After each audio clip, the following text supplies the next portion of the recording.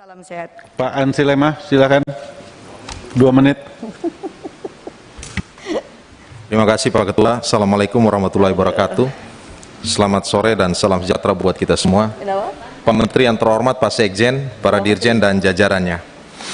Ini kesempatan pertama saya Pak. Saya Ansilema, fraksi PD Perjuangan dari Nusa Tenggara Timur Pak. Saya mau menyampaikan selamat dan profisiat buat Pak Menteri KKP yang baru, Pak Wahyu Trenggono. Harapan kami Pak, semoga kehadiran Bapak di KKP ini bisa membawa angin segar dan arah baru untuk melakukan transformasi besar Pak. Harapan kami seperti itu Pak. Pertanyaan saya mungkin umum saja Pak, karena saya belum mengenal Bapak dari sisi isi kepala Pak, terkait dengan aspek kelautan dan perikanan Pak. Pertanyaan saya sederhana, dengan kondisi COVID dan anggaran yang tidak sampai 0,5% dari postur APBN kita, KKP ini mau dibawa kemana Pak? Apa yang membedakan Kementerian KKP di bawah Bapak dan yang sebelumnya Pak? Kira-kira seperti itu Pak. Seingat saya ketika dilantik 2019 lalu, Presiden Jokowi itu menegaskan tentang pentingnya membangun sektor perikanan budidaya dan juga menjalin kemitraan atau komunikasi dengan stakeholder perikanan dan kelautan Pak. Bagaimana Bapak menafsirkan visi ini? Dan Presiden Jokowi itu punya visi besar soal poros maritim dunia Pak. Langkah konkret yang terukur itu kira-kira seperti apa Pak? Karena terus terang Pak, menurut saya kehadiran Bapak ini menghadirkan ekspektasi banyak pihak Pak untuk melakukan hal-hal baru out of the box di KKP ini Pak. Yang kedua agak spesifik, saya juga ingin mendengar kebijakan Menteri yang baru Pak terkait dengan kebijakan perizinan benih lobster Pak. Apakah pembukaan keran ekspor benur lobster ini tetap dilanjutkan? Setahu kami karena PNBP lobster ini sejak tahun-tahun lalu itu belum keluar Pak, kan hari ini dihentikan sementara Pak. Kami ingin tahu progresnya seperti apa Pak. Yang kedua, di balik ekspor benur ini, kata kunci yang sangat penting itu adalah budidaya Pak.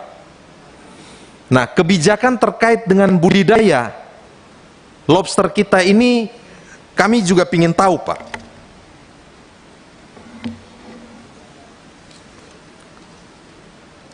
Yang berikut soal, karena saya kebetulan dipercayakan oleh fraksi saya masuk dalam tim terkait dengan rancangan undang-undang landas kontinen Pak. Dan kita tahu bahwa ini terkait dengan Kementerian Kelautan dan Perikanan yang mengatur tentang pemanfaatan dasar laut, penangkapan ikan, ya, melindungi perairan nasional dan beserta berbagai potensinya Pak. Mungkin KKP perlu share konsep KKP terkait dengan RUU ini Pak, sehingga kita juga bisa saling mendiskusikan tentang hal ini Pak. Yang berikut ada program yang namanya Desa Wisata Bahari Pak.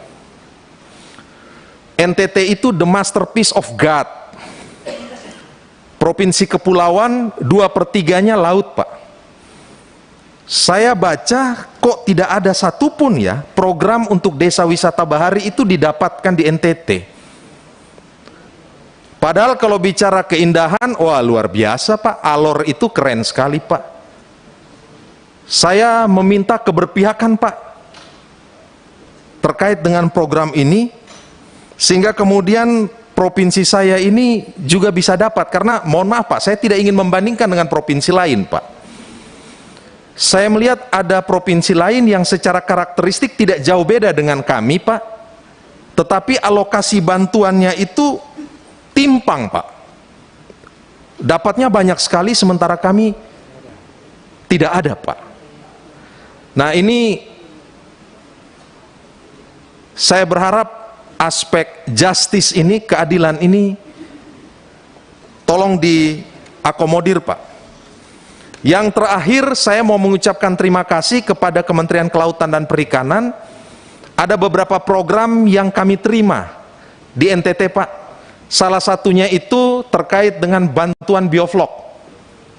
Jujur saya mau menyatakan masyarakat senang karena di tempat saya itu saya dapat 4 paket, Pak. Banyak, Pak. Terima kasih. Persoalannya adalah soal pakan, Pak. Ketergantungannya itu pakan didatangkan dari luar NTT, dan itu mungkin high cost ekonomi juga, Pak. Belum lagi kalau waktu memindahkan pakan dari Pulau Jawa ke NTT, ini kan memakan waktu, Pak. Bukan tidak mungkin akan rusak. Mungkin perlu dipikirkan tentang bagaimana membangun kemandirian pakan berbasiskan konteks lokal. Jadi kontekstualitasnya itu perlu, Pak. Ini beberapa hal yang perlu saya sampaikan. Terakhir sekali, Pak, pariwisata berbasis bahari tadi sudah ya, terkait dengan desa wisata bahari itu saya mohon, Pak, di Alor, Pak, satu, Pak, karena seingat saya tahun lalu 2020 saya beserta direktur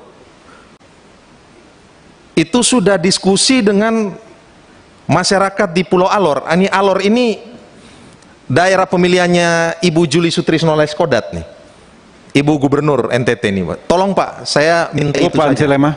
Cukup, Pak. Ya. Terima Selanjutnya kasih. Pak Iksan Firdaus.